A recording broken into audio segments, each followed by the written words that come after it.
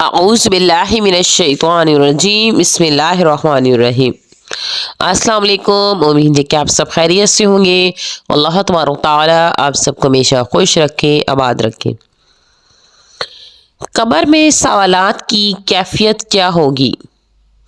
उलमाए कराम की इस बारे में मुख्तलिफ रवायात हैं। सिर्फ रूह से सवाल होगा, रूह इंसानी जिस्म में सीने तक दाखिल कर दी जाएगी। नंबर 2, सवाल तो सिर्फ रूह से होगा, लेकिन रूह जिस्म और कफन के दरमियान होती है। इस बारे में कई अहादीस तैयबा भी मरवी हैं। अहले इल्म के नज़दीक सही यही है कि इंसान कब्र के सवालात का इकरार और यकीन रखे। इसकी कैफियत क्या है? इसमें मशगूल होने की बजाय, इसमें मशगूल और कोशिश करने की बजाय हम यूँ कहें कि इस कैफियत को अल्लाह तबारक तआला ही बेहतर जानता है। जब हम कब्र में जाएंगे तो इसका मुशाहिदा भी कर लेंगे।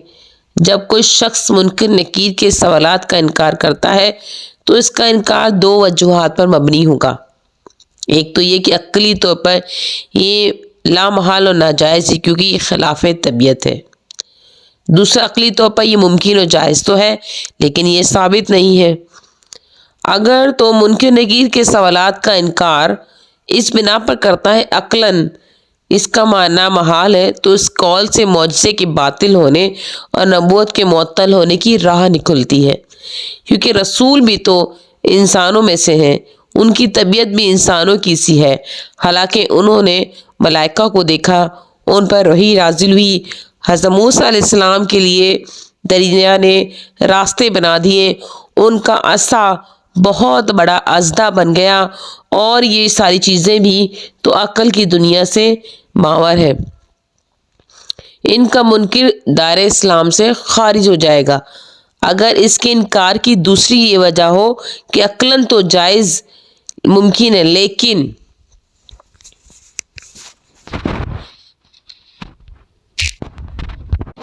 इसका सबूत कहीं नहीं, तो इसके बारे में अर्ज़ है कि हमने जिस कदर इस रवायत को ज़िक्र कर दिया सुनने वाले के लिए काफ़ी है। बतौर दलील कुरान पाक की ये आयत तैयबा काफ़ी है।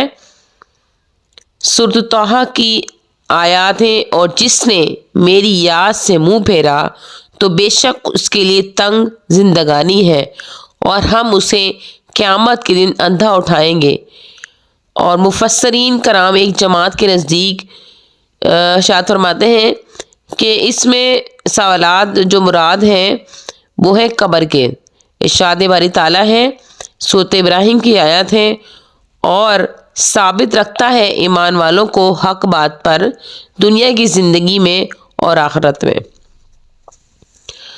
अब ये सवाल उठता है कि मुर्दा जिंदों के कदमों की आहट भी सुनता है, यानी कि जब इंसान इस दुनिया से चला जाता है और कब्र में मतलब दफन हो जाता है, और दफन होने के बाद क्या उसे दुनिया में जो उसके पास मिलने जुलने वाले लोग आते हैं, जो उसके अजीज़ व अकारीब आते हैं, तो क्या उनकी वो आहट सुनता है?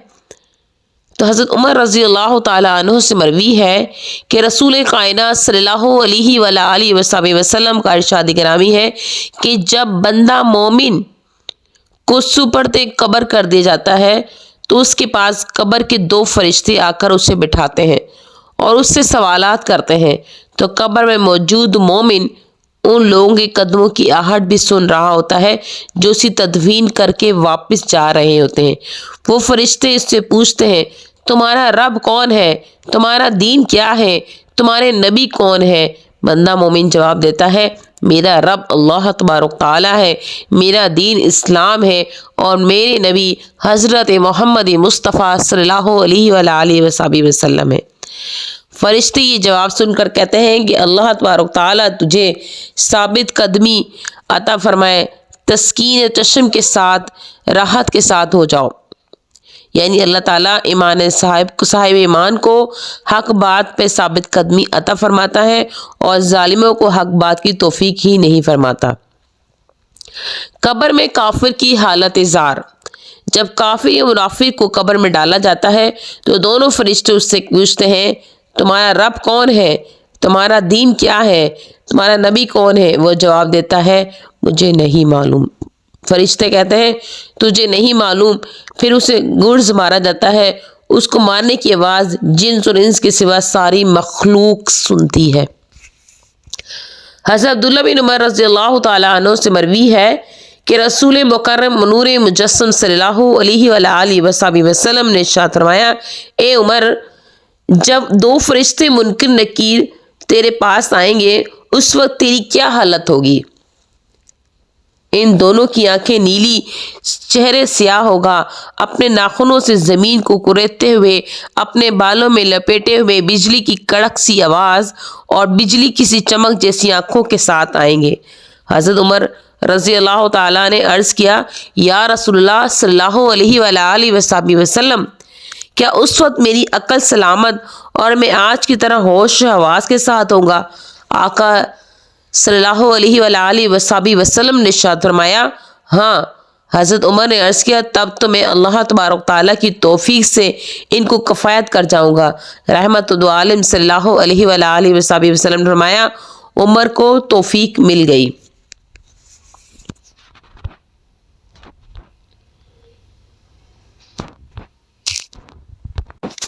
حضرت ابو ہریرہ رضی اللہ تعالی عنہ حضور اکرم صلی اللہ علیہ وآلہ وسلم سے روایت فرماتے ہیں کہ آپ صلی اللہ علیہ وآلہ وسلم نے ارشاد فرمایا موت کی آغوش میں جاتے وقت انسان ایک ایسی آواز نکالتا ہے جسے انسانوں کے سوا ہر جاندار سنتا ہے کہ اگر انسان سن لے تو ان پر آواز کی گرج سے غشی طاری ہو جائے گی۔ پھر جب اسے قبر کی طرف لے جا رہا ہوتا ہے تو اگر وہ صالح نیک ہوتا ہے تو کہتا ہے مجھے قبر میں جلدی پہنچا دو، اگر تم میرے لیے موجود اگلی بھلائیوں کو سنتے جانتے ہو تو تم مجھے جلدی اگلے سفر بھیج دیتے، اور اگر مرنے والا بدکار ہوتا ہے تو وہ کہتا ہے مجھے دفن کرنے میں جلدی نہ کرو، اگر تم میرے لیے شر و برائی کو جان لو تو تم کبھی بھی میرے لیے جلدی نہ کرو۔ جب صالح مرد کو قبر میں اتار دیا جاتا ہے تو سیاہ اور نیلی آنکھوں والے دو فرشتے اس کے سر کی جانب سے قبر میں داخل ہونے کی کوشش کرتے ہیں اور اس جانب سے نماز منکر نکیر کو روکتے ہوئے کہتی ہے میری جانب سے آنے کے لیے تمہارے لیے کوئی راستہ نہیں۔ اسی ٹھکانے کے ڈر سے تو کتنی ہی راتیں اس نے جاگ کر گزار دی ہے۔ پھر پاؤں والی جانب سے داخل ہونے کی کوشش کرنا کیونکہ اسی ڈر سے محفوظ رہنے کے لیے تو یہ والدین کے ساتھ سلوک مستعد رہا۔ پھر دائیں جانب سے آنے کی کوشش کرتا ہے تو صدقہ کہتا ہے کہ میری جانب سے داخل ہونے کا راستہ مستعد ہو چکا ہے، اسی ٹھکانے کے ڈر سے تو یہ میرے ساتھ صدقہ کرتا رہا۔ بائیں جانب سے داخل ہونے کی کوشش کرتا ہے تو روزے آڑے آ کر کہتا ہے اسی ٹھکانے کے ڈر سے یہ بھوک اور پیاس کی شدت برداشت کرتا رہا، لہٰذا میرے جانب سے داخلے کی کوئی صورت نہ ہے۔ پھر اس شخص کو نیند سے بیدار کیے جانے والے شخص کی طرح بیدار کر دیا جاتا ہے اور اسے کہا جاتا ہے کہ اس ہستی کے بارے میں تیری کیا رائے ہے؟ وہ ارشاد فرمایا کرتے تھے وہ پوچھے گا کس ہستی کے بارے میں پوچھتے ہو؟ فرشتے کہیں گے محمد عربی صلی اللہ علیہ وآلہ وسلم۔ وہ انسان کہے گا میں گواہی دیتا ہوں کہ وہ اللہ تبارک تعالیٰ کے رسول ہے۔ فرشتے کہیں گے اے بندے خدا تو نے مومنوں کی سی زندگی گزاری، مومنوں کی سی موت پائی، پھر اس کے لیے قبر کو تا حد نگاہ فراغ کر دیا جاتا ہے اور اللہ تبارک تعالیٰ کی طرف سے مشیت الہی کے مطابق اسی کے لیے کرامات اور عزت کی بھرمار برسا دی جاتی ہے۔ ہم اللہ تبارک تعالیٰ کے حضور التجا کرتے ہیں کہ وہ ہمیں اپنی توفیق اور عصمت سے مالا مال کر دے اور گمراہ کن خواہشوں اور غفلتوں سے اپنی پناہ میں رکھے اور عذاب قبر سے محفوظ و مامون رکھے۔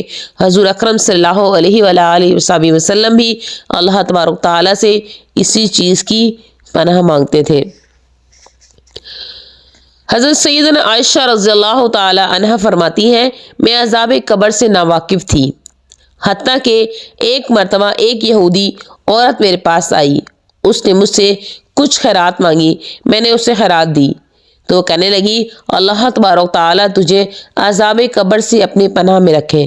میں نے سمجھا شاید اس کا یہ قول بھی یہودیہ کی باطل اقوال میں سے ہے، یہاں تک کہ حضور اکرم صلی اللہ علیہ وآلہ وسلم تشریف لائے تو میں نے یہودیہ کے اس قول کو ذکر کیا تو آقا صلی اللہ علیہ وآلہ وسلم نے ارشاد فرمایا عذاب قبر حق ہے، ہر مسلمان پر واجب ہے کہ وہ عذاب قبر سے اللہ تبارک تعالیٰ کی پناہ مانگے اور قبر میں جانے سے پہلے اعمال صالحہ سے قبر کے لیے تیاری کر لے۔ جب تک دنیا میں اس وقت یہ معاملہ آسان ہے اور قبر کی تیاری بھی ممکن ہے، اور جب انسان قبر میں چلا جاتا ہے تو وہ آرزو کرتا ہے کاش اسے ایک نیکی کرنے کی اجازت مل جائے، لیکن اس کے لیے اجازت کی راہیں ختم ہو چکی ہوتی ہیں، اس کے پاس حسرت و ندامت کے سوا کچھ نہیں ہوتا۔ لہٰذا ایک عقل مند کے لیے موضوع مناسب ہے کہ وہ موت کے معاملات کے بارے میں غور و فکر کرے، کیونکہ مرنے والے اس بات کی آرزو مند رہتے ہیں کہ انہیں 2 رکعت نماز پڑھنے کی اجازت مل جائے، یا انہیں اتنی اجازت مل جائے کہ وہ 1 مرتبہ لا الہ الا اللہ محمد الرسول اللہ کہہ لیں، یا انہیں 1 تسبیح کی اجازت مل جائے، لیکن ان کے لیے اجازت کے دروازے بند ہو چکے ہوتے ہیں۔ پھر وہ زندوں پر تعجب کرتا ہے یا کرتے ہیں کہ کس طرح غفلت و بیکاری کے ساتھ اپنے دنوں کو ضائع کیے جا رہے ہیں۔ اے میرے بھائیوں اور بہنوں، اپنی زندگی کو ضائع مت کرو، کیونکہ زندگی کی بہاریں تمہارے راس المال ہے، تمہارا راس المال ہے۔ جب تک تو اپنے راس المال پر قادر ہے تب تک نفع پانے پر بھی قادر ہے، کیونکہ آخرت کا سامان تمہاری زندگی میں بڑا سستا ہے، لہذا سستے وقت میں آخرت کے مال کا ذخیرہ کر لیں۔ ایک دن ایسا آئے گا یہ سامان ہمارا مہنگا ہوگا، اور اس مہنگے دن کے لیے سستے دن میں کثرت کے ساتھ اخروی مال سمیٹ کر لے، اور اس مہنگے دن میں بھی اسے تلاش کرنے پر قادر نہ ہوگا۔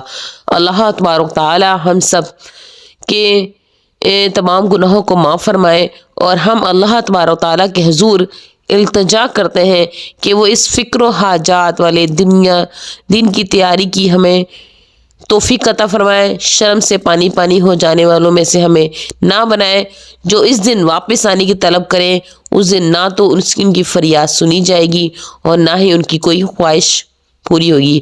اللہ تعالیٰ ہم پر موت کی سختی، قبر کی شدت آسان فرمائے اور اہل اسلام کے لیے آسانیاں پیدا فرمائے۔